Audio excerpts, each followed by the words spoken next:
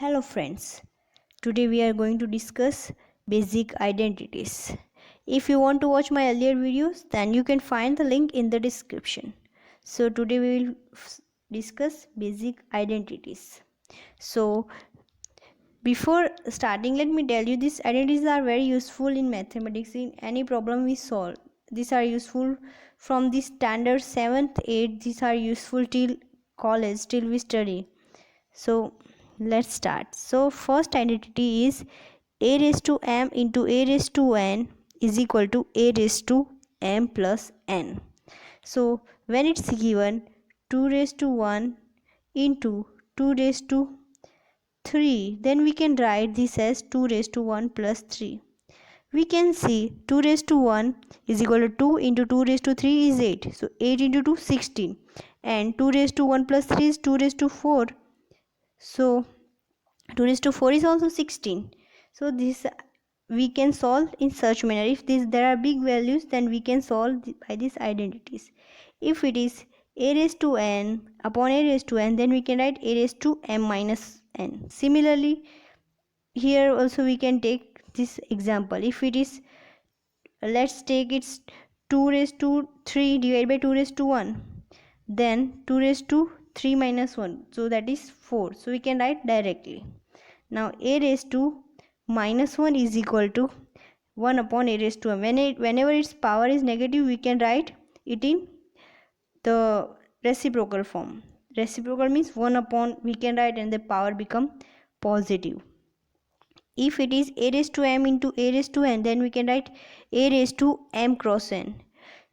Some students do mistake in this first one and this one. What they used to do here, they used to write here they will write a into m into n, they will write m cross n, but here a raised to m into a raised to n, they write a into m cross n. That they are doing mistake, so students should take care here. Now ab raised to m is equal to a raised to m into b raised to m. These are, we can divide power, we can separate the power in a and b.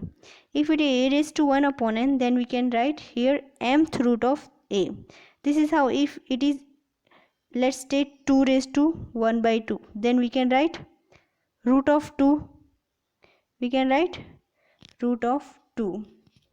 So this way it is useful. I hope you understood this. Now let's discuss some other formulas. Now these are the basic formula that we are using everywhere. So a plus b whole square, we can write a square plus ab plus 2ab plus b square. If it is a minus b whole square, then we write a square minus 2ab plus b square. There is only change in here sign. Here if it is negative, then it will get negative. A plus b whole cube is equal to a cube plus b cube plus 3ab into a plus b. This we can also write a cube plus b cube plus 3a square b plus 3ab square. If it is a plus b plus c whole cube, then we can write a square plus b square plus c square plus 2ab plus 2bc plus 2ca.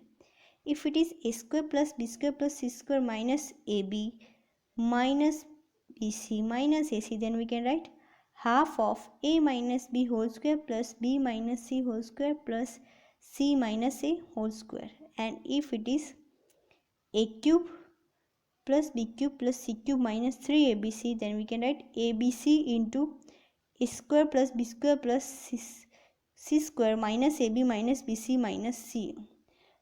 Actually, we should memorize this formula because these formulas are useful in many competitive exams.